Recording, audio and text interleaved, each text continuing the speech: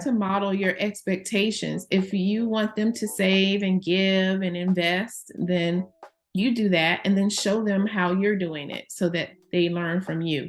If you're already giving them an allowance, if that's what you choose to do, then now you have an opportunity to teach them how to manage money. The way out or off the struggle bus is going to be through your education. Transaction Care, the podcast. Welcome home to the #1 real estate show on the market. I am your host and resident care coordinator, Lillian Hernandez, but you can call me Lily. My goal with each episode of Transaction Care is to demystify the business of real estate from my point of view and interviews from other voices within the real estate industry around the world. I'm giving you the keys. There are no gatekeepers here. So Jessika Shields is our guest today on the Transaction Care podcast. Her and I met last year through the 1K One Day Academy that Nicole Walters teaches. Shout out to Cycle 18. That's us. And she was one of the fierce leaders in our group, and everything she said she was going to do, she executed and immediately got to it and continues to thrive in all she does. Before I jump into her bio, I just want to thank you for agreeing to do this. I truly appreciate you coming on here, being one of my first guests on the Transaction Care podcast. Everything you do is phenomenal and much needed, and the world needs to know. So thank you again, and I appreciate you being here, Jessika. Well, thank you for having me, first of all, and anything to support you, Lily. I appreciate that. I really do. I really do. Jessika Shields is a licensed educational psychologist, mom of 4, and founder of Stronger Minds, Stronger Youth, where she coaches concerned parents of children with mild learning difficulties to improve their child's confidence so that their child is happier and more motivated to learn. She is also the host of the Parent Them Successful podcast, providing insights and resources to help parents regarding early intervention services. Jessika has nearly 20 years of experience working with families in the K-12 school system and has helped hundreds of parents focus on strengths in order to support their child's educational journey and overall well-being. She has packaged her experiences as a classroom teacher and school psychologist to serve parents at the highest level through her Building Child Confidence Through Strengths parenting coaching program, where she uses her signature framework to help parents transform their child's mindset from feeling like they're not smart enough in school to feeling confident in their ability to succeed. In addition, Jessika has authored several books and resources to support parents in applying growth mindset principles and strength-based parenting techniques to everyday life, which can all be found at jessicashields.com. So everyone, welcome Jessika Shields to the Transaction Care podcast. My goal with this podcast is to demystify the business of real estate. And with every episode in life, we learn about finances and business and mindset in our youth and in the home. So I thought it was appropriate to bring Jessika on, who is an educational psychologist. And before we get into what you're doing today, let's backtrack a little bit and talk about how you got into this field and why you do it. Yes. So like you said, I'm a licensed educational psychologist, a school psychologist by trade, and I have been in education since 2003. So a long time. Right. How did I get here? I got here because when I was younger, I said, I never want to be a teacher. Look at you now. My mom was a teacher and she was a single parent. And from what I remember growing up in North Carolina, we didn't really have a lot of money. And I'm like, why don't we have money? Why can't we do stuff that I want to do? Why can't I have my piano lessons? I want to play piano. We can't afford it. So it was like this it was this picture that I painted in my mind that, oh, teachers do not make a lot of money. I never want to be that person. Right. And I ended up in education, right? But how I got to education was a bit of a journey. I was not trying to get here, but just through life circumstances, it was a really solid career to jump into when I first got married and then I had a child. And so I really needed something that was stable. And of course, someone in my church said, you should try being a teacher. You should try that out. I'm like, oh, she was like, the benefits are good, you know? So I'm like, okay, let me look into that. Right. So I ended up doing that. I taught for about 10 years or so at a middle school, and then in high school taught English. But I still knew that that's not what I really wanted to do. I put my heart into it, of course. I love kids. I love children, Yeah. teenagers. I love them too. I really do. And I decided that I wanted to do something that was more, uh, had more autonomy, but also was still helping. And so that's when I learned about school psychology. And I learned it from my colleague who was my school psychologist at the time. So I just did my research and I went into that area of work. And that's what I've been pretty much doing ever since, just helping parents that have children with special needs or learning disabilities, helping them to navigate the education world because it can be very complicated. And so now I have my license, I can have my own practice and do those things outside of the school setting. So that's how I ended up here. I love it. I love it. And then when did you get your license? I decided that I wanted 2020 to be a year of something good I love because that. it was a tough year. Yes. And I actually, yeah, my friend kind of talked me into it because she wanted to do it together. Mm-hmm. So we did, and I got it in 2020. Wow. Wow. So you wanting better things for yourself, would you say that was the ultimate why in terms of getting into this field? What else is driving you to continue to pursue this and reach the people that you are reaching and actually helping the youth? Well, I tell you what, I really enjoy helping kids and helping youth learn. I really like to see the light bulb. I really like to see their confidence built. I enjoy seeing them feel good about the work that they do. And I notice that when children have learning disabilities, they don't always get to feel like they know what they're doing. They don't get to feel that educational confidence. So I Right. like helping them build that. And also, I'm a parent leader in my community. So I really enjoy teaching parents some tips and tricks and things they can do and what they need to know to help their child get ahead, to be successful despite any of the barriers they may face, despite if you have a learning disability, so Yeah. what, you know? Right. So what if you're in poverty? So what if your parents are divorced? So what? So what, you know? There's Right. still light at the end of the tunnel. So that's pretty much my why. I just enjoy working with the youth and I love working with the parents to help them get their kids on track. I absolutely love that. And I couldn't agree more. And honestly, I wish I had someone like you in my life when I was younger. Not to make this about me, but That's fine. I had my own struggles in terms of speaking up. I was very shy. Now I have the language for it, but I could only imagine the impact having someone like you in my, even just in my corner to support me and to Mm-hmm. provide me, like I said, with the language and to feel seen and not feel like I'm so Mm-hmm. alone.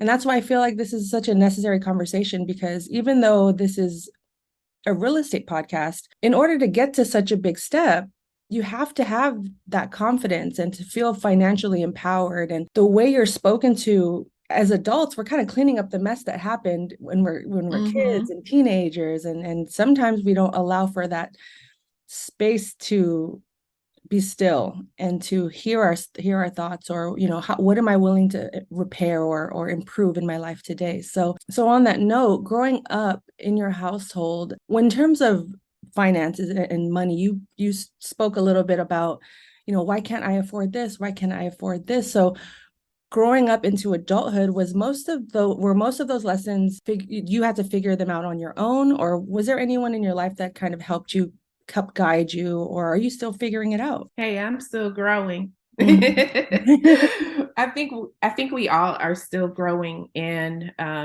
that's good. You should always be growing, always. Yes. Like until you're dead, you should always be growing. Your mind should be active. You should be learning. You should be growing. But growing up in my home, education was a priority Hmm. because I come from a family of educators. Even though I'm from the South, and you talk about the racism Right. and you talk about the poverty, especially my mom's time period in the 1940s and 50s, living on a farm in a rural North Carolina. She Right. didn't always have all of the benefits or opportunities, but she did have a strong support system, and they didn't have everything.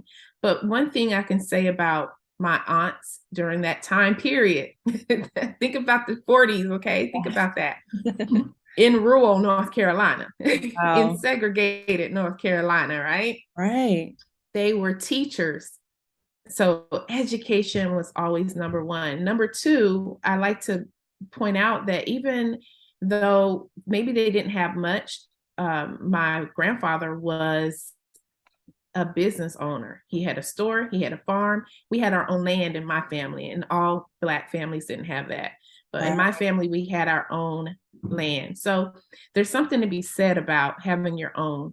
And there's something businessy about that, right? Like Right. it's in my DNA to want more for myself and for my life. But education is number one. And I would say that it's important to just think about how your past plays a part in how you see money and how you see yourself in the future. And growing up, what I saw was struggle. So Yeah. I was like, oh boy, this struggle bus. I don't like this ride, you know. Relatable. Relatable.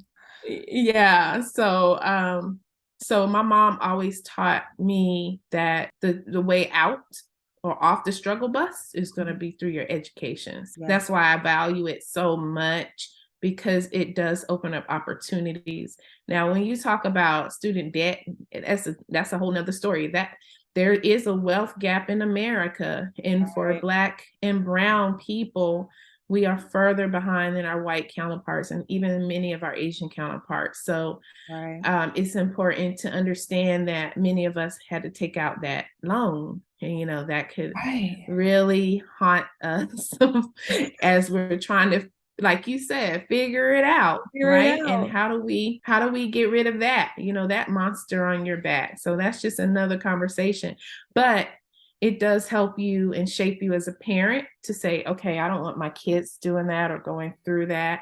What can Exactly. I do to make it better for them? And that's what my mom did. She made it better for me, and I have to make it better for my kids. I love that. I absolutely love that. And I couldn't agree more because we really are the example and we only can give as much as we have been taught ourselves. This is a perfect segue because the inspiration behind this specific topic is my 13-year-old nephew.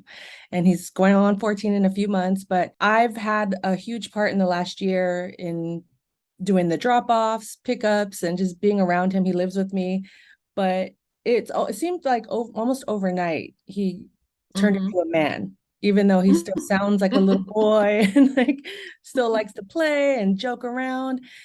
But it got me to thinking of, me as a 13-year-old. And I was very fortunate that my mom had those conversations with me around money, how to balance a checkbook. I'm kind of low-key telling my age Mm-hmm. right now. Do people still use checkbooks? But No. she, right. She gave me some tools that I carried throughout my life today. And I still made my own mistakes, but now that I have a hand in raising my 13-year-old nephew and his little sisters too, so I feel like she's going to get the best of both worlds or all of our worlds.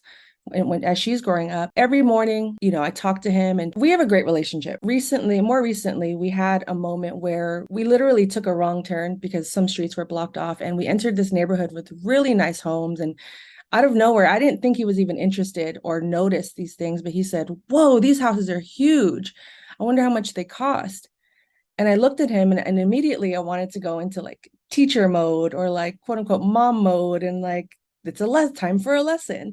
And I stopped myself Mm-hmm. because I realized this is deeper than just this is what you do with this is how you do it. Like I want to nurture this and create a foundation and framework so he can build on that on his own. So my goal is to create space for curiosity without judgment or shame or much Mm-hmm. yelling. But I will say through this journey, it's been more of an exercise of my patience and a test of my communication skills. But absolutely love this, having this role and this responsibility, and I don't take it lightly. So I want to ask you, what are some ways we can kind of bridge that gap in conversation, or even not just teaching him about money, but having those feelings of empowerment around money? Because I've said things like, I've said no to him, but I explained to him why, and why for this reason we're on a budget.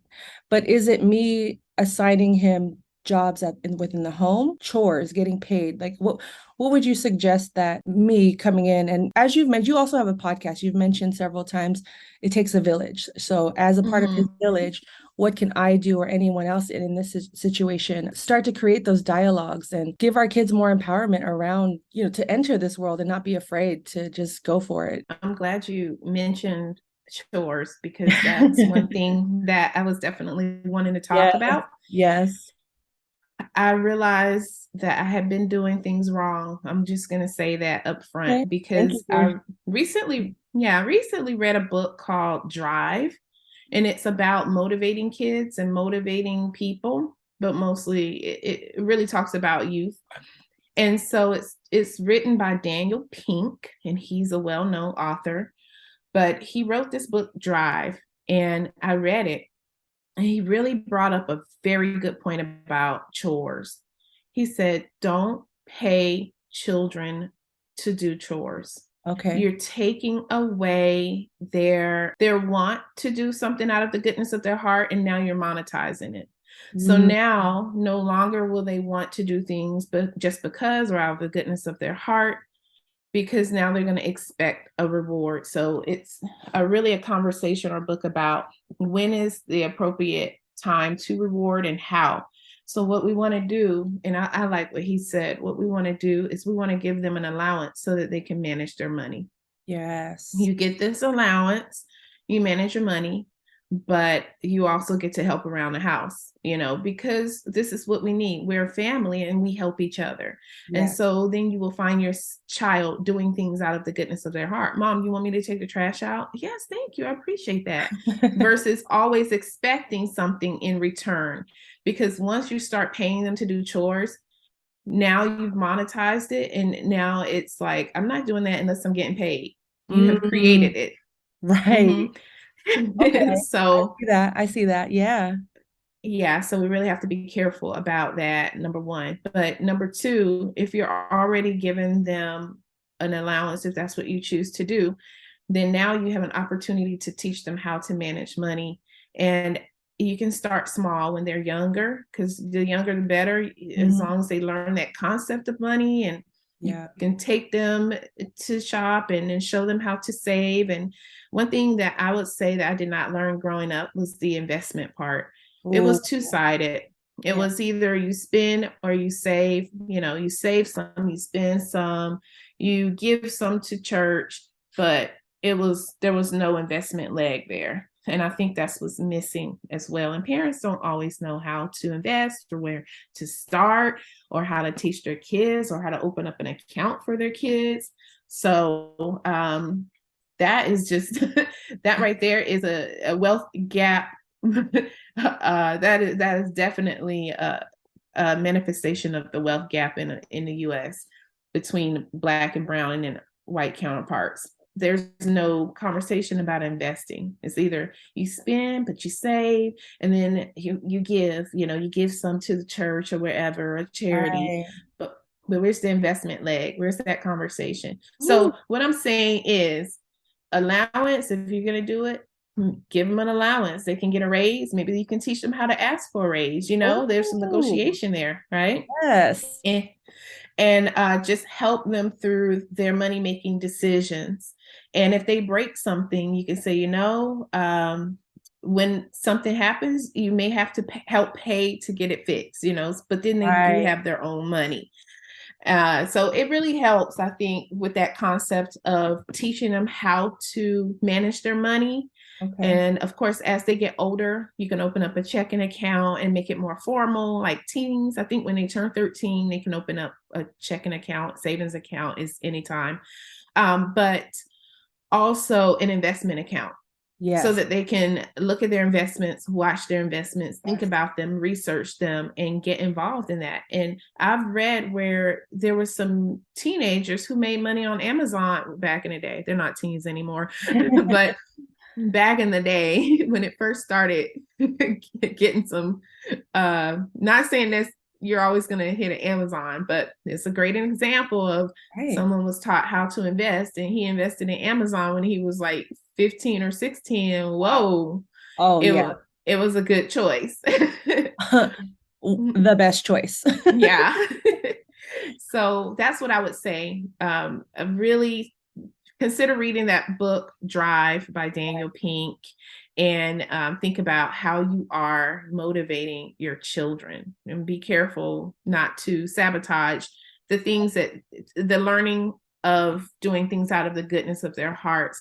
And we don't have to monetize every single act or everything that they do well. We have to be careful to praise them in a way that's not going to make them not want to do things just because.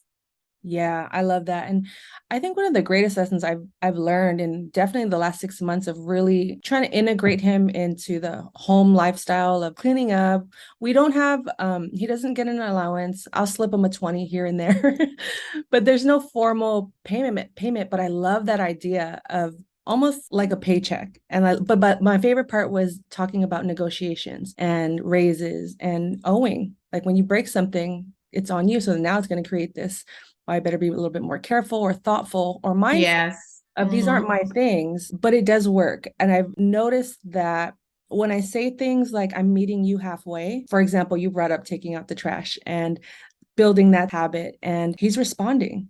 It's like, well, Mm. I put them in the bags and they're sorted here. You just have to take them outside into the trash.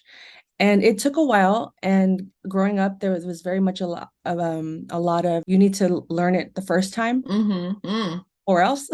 Oh gosh. So for him, I'm giving him a little bit more grace in terms of, okay, well, the first time we asked him to do the trash, it was a mess. Mm. But I was like, let me do this in my mind, this experiment. Let me give him 3 weeks and see what happens. And they say it typically takes 21 to 30 days to build a habit. Mm-hmm. So with that in mind, he responded. And as soon as he gets home every Wednesday, he doesn't even ask. He just goes straight there. And then he gets on me when I don't do my part.